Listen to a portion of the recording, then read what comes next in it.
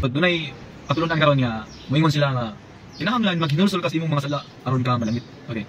So ang iyang gipasabot nga ang repent sa Bible mga guys, mga bay. Ang repent sa Bible is to change your mind or usbon mo imong una. Usbon mo mga paagi. For example, ang imong paagi sa kaluwasan is faith plus work. So mag-repent ka na, dapat faith lagi. Okay. Wala siya nagingon dito nga repent of your sins, kinahanglan biyaan nimo imong mga sala aron ka malangit. Now, ang pagbiya sa imong mga sala mga bay, usa na siya ka maayong ginuhatan. Sakto? Good works na, for example ako, bisyoso ko, kinahanglan usbon ako ang or biyaan ako akong pagkabisyoso nya aron ko malangit. So good works na. Nya imong Bible mga bay nga, for by grace kayo tungod sa grasya kamo nang luwas pinagi sa pagtuo. Ug kana dili sa imong kagalingon, kini ang grasya sa Dios nya. Dili sa mga buhat aron walay tawo magpasigar mo. Okay? So ang kaluwasan sa langit mga bay, klaro o tinaw na nagaingon pagtuo lang ni Jesus Christ. Faith alone, okay? O no works. So kung maingon ang usa ka tawo or usa ka preacher, maingon siya nga kinahanglan magtuo ka sa Ginoo, magtuo ka sa Ginoo niya, magrepent ka, biya kasi imong masala.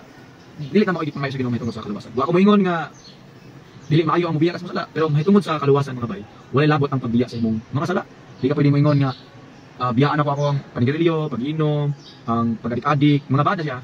Wala promote nako, pero wala gi-required sa Ginoo ang pagbiya sa imong masala aron ka lang. Okay? Daghang mga tao karon nga nibiya sa ilang masala.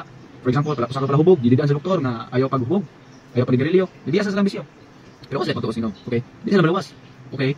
So ang point nako diri nga ang kaluwasan baro sa langit, walay labot ang maayong binuhatan. Okay? Ang kaluwasan, okay, iba na to, maayong binuhatan. Kaya ba nimo mga bay nga kaya ba ninyo nga buutan sa tibuok nimong kinabuhi? Buutan ka ba? For example, karon adlaw Christmas, buutan ka hangtod sa tibuok nimong kinabuhi. Kaya ba man inyong gusto ka nga ang kaluwasan baro sa langit pagbinutan? Okay?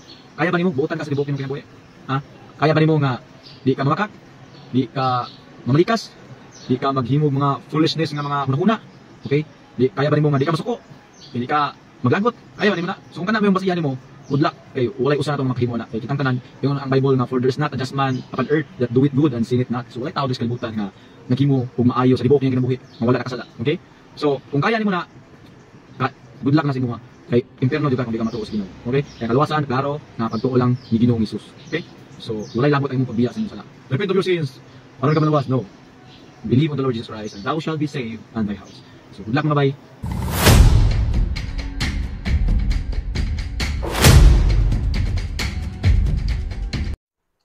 Kung kana nga sundo nato nga understanding sa nakasulat sa balaang kasulatan, ang ato ang pagtuo ay kalainan siyawa.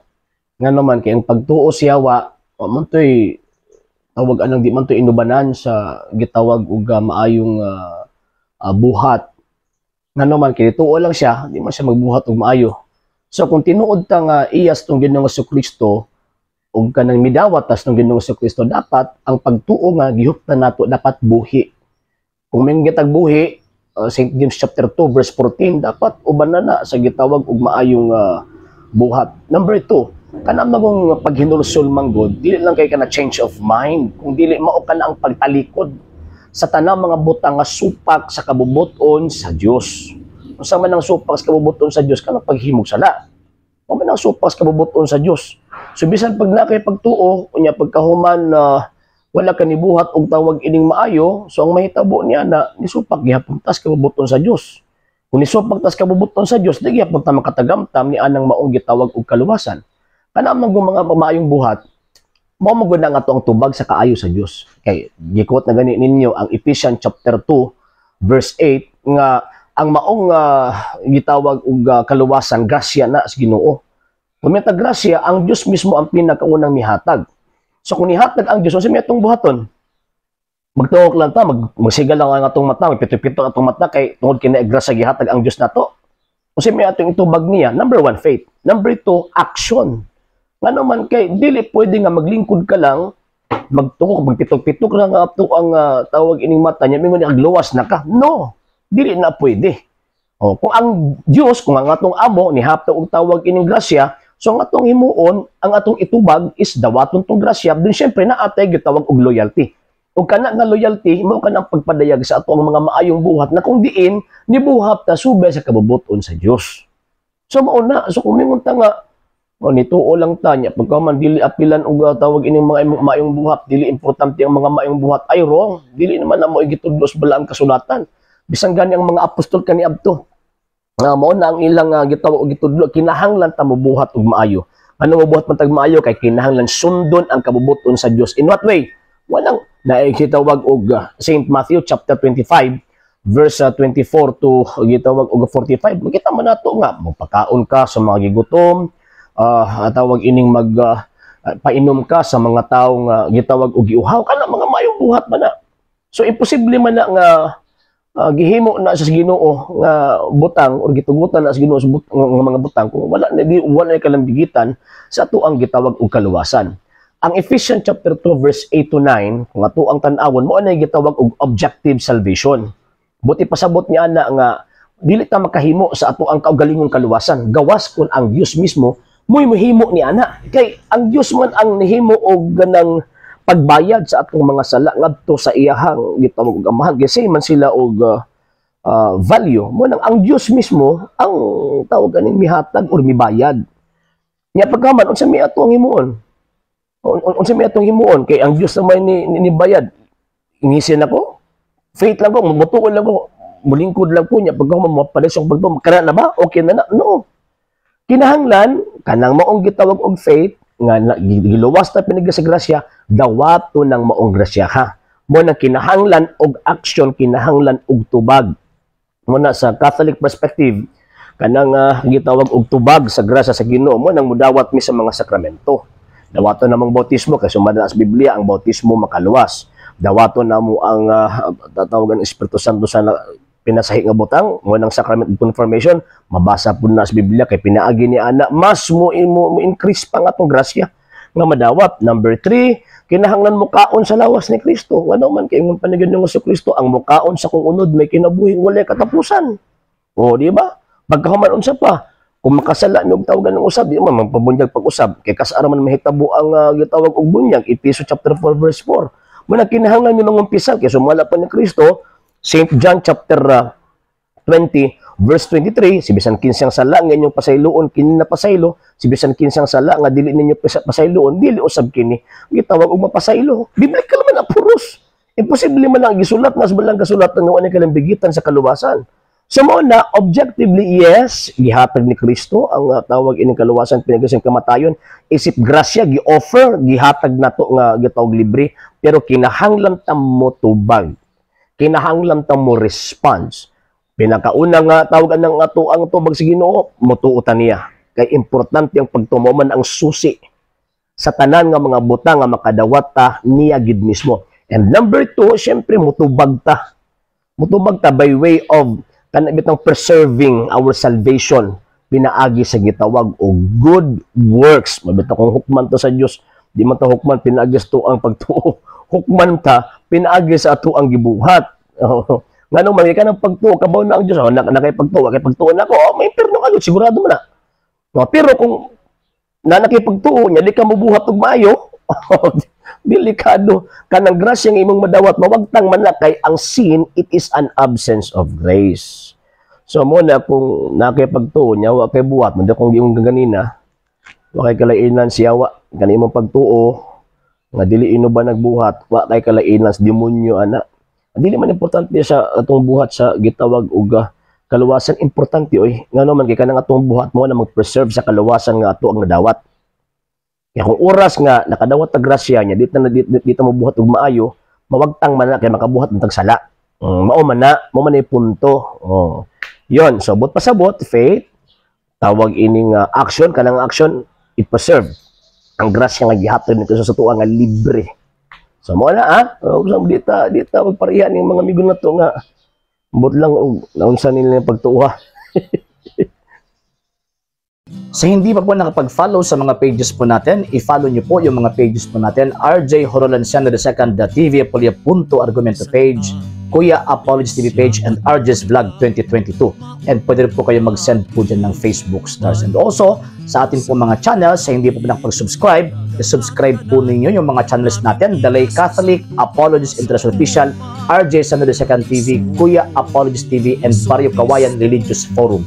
And pwede rin po kayo mag-send po dyan ng super sticker, super chats, and super thanks. And maraming salamat po sa mga kapatid at mga Katoliko na ulis pong tumutulong sa programa po natin.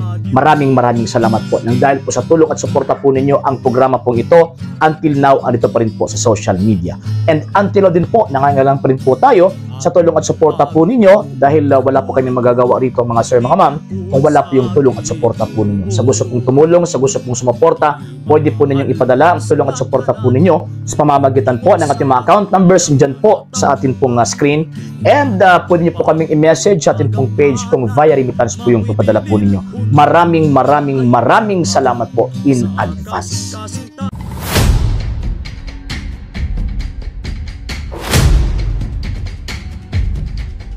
Alam niyo ba na mayroong tatlong bahagi ang Iglesia ni Cristo? Ang unang iglesia ay ang iglesia sa Jerusalem. At ang pangalawa ay ang iglesia sa Gracia.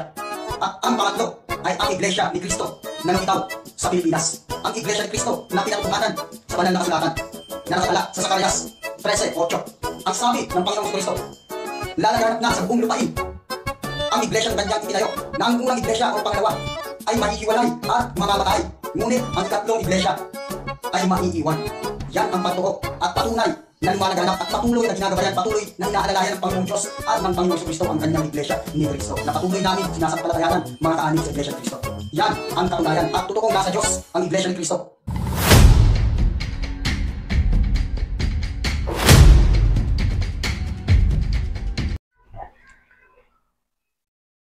Ang Iglesia ni Cristo na nakikilala po natin sa ngayon na panahon na lumitaw dito po sa Pilipinas ay narehistro po yan noong July 27, 1914. At ang nagparehistro po niyan, wala pong iba, si kaibigan po natin namatay na po, matagal na po siyang namatay, na si Felix Manalo. Itong sektang ito, ipinarehistro dahil gusto po niya na maging legal ang samahang ito dito sa tinatawag na Pilipinas. And syempre, kung siya po yung nagparehistro, siya din po yung nakalagay na fundador or founder sa sektang ipinarehistro po niya sa batas po ng tinatawag na Pilipinas.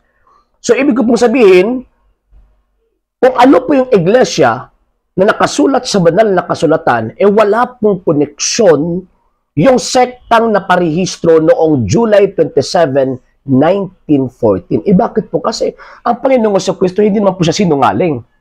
Sabi ng Panginoong Jesucristo, et forte inferi non prevalebon adversus iam, even the gates of hell shall not prevail against it. And sabi pa niya, ako'y sumasa inyo palagi hanggang sa katapusan ng mundo.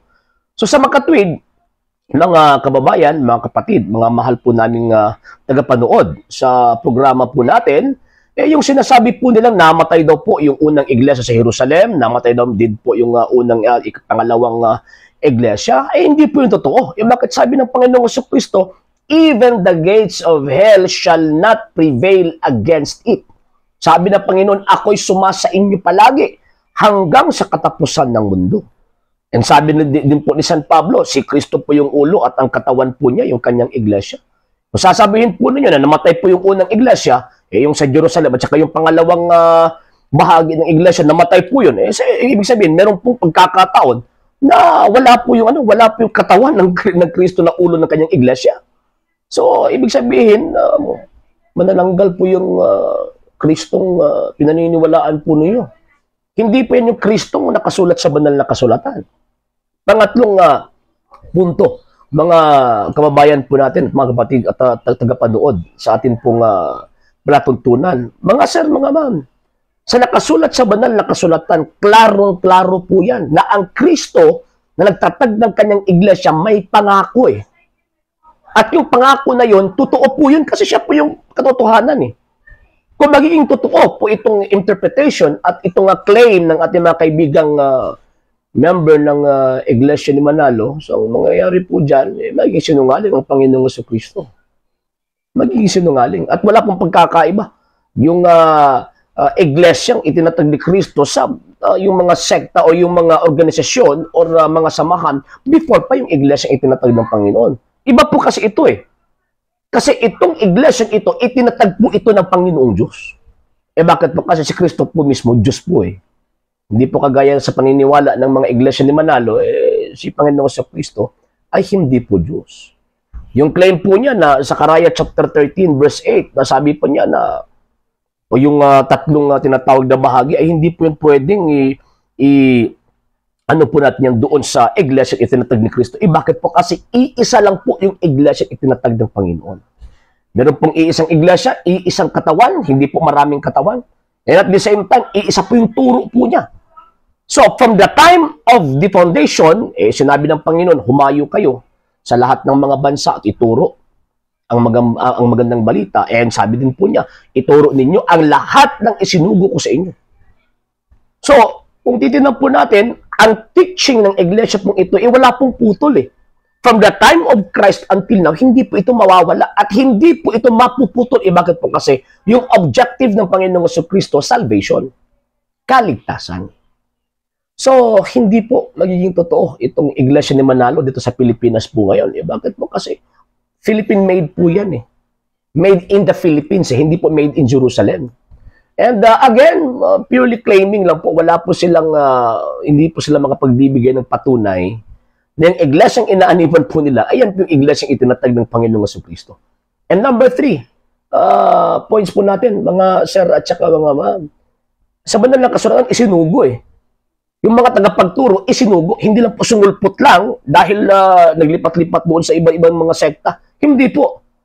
Isinugo po yung nagbagtuturo eh. Romans chapter 10 verse 14 to 15. Tanong, sino po nagsugo kay Mr. Manalo? Claim lang po ni Manalo, siya po yung anghel. Hindi po pwede. Bakit po? Kasi yung iglesia na tag ng Panginoong Jesucristo, hindi po ito mawawala. Hindi po ito mamamatay sa sanlibutan pong ito.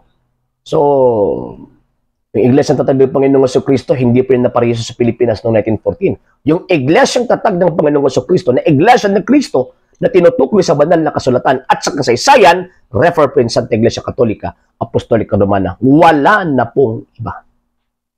Sa hindi pa po nakapag-follow sa mga pages po natin, i-follow nyo po yung mga pages po natin, RJ Horolanciano II, TV Apolia Punto Argumento page, Kuya Apologist TV page, and RJ's Vlog 2022. And pwede rin po kayo mag-send po dyan ng Facebook stars. And also, sa atin po mga channels, sa hindi po nakapag-subscribe, subscribe po ninyo yung mga channels natin, The Lay Catholic, Apologist International Official, RJ Sano II TV, Kuya Apologist TV, and Barrio Kawayan Religious Forum. And pwede rin po kayo mag-send po dyan ng super sticker, super chats, and super thanks. And maraming salamat po sa mga kapatid at mga Katoliko na ulis pong tumutulong sa programa po natin. Maraming salamat po. Nang dahil po sa tulong at suporta po ninyo, ang programa po ito, until now, andito pa rin po sa social media.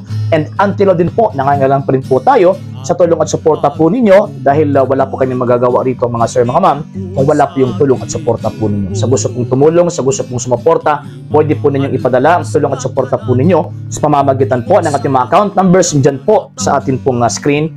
And pwede nyo po kaming i-message sa ating pong page kung via remittance po yung papadala po ninyo. Maraming salamat po in advance.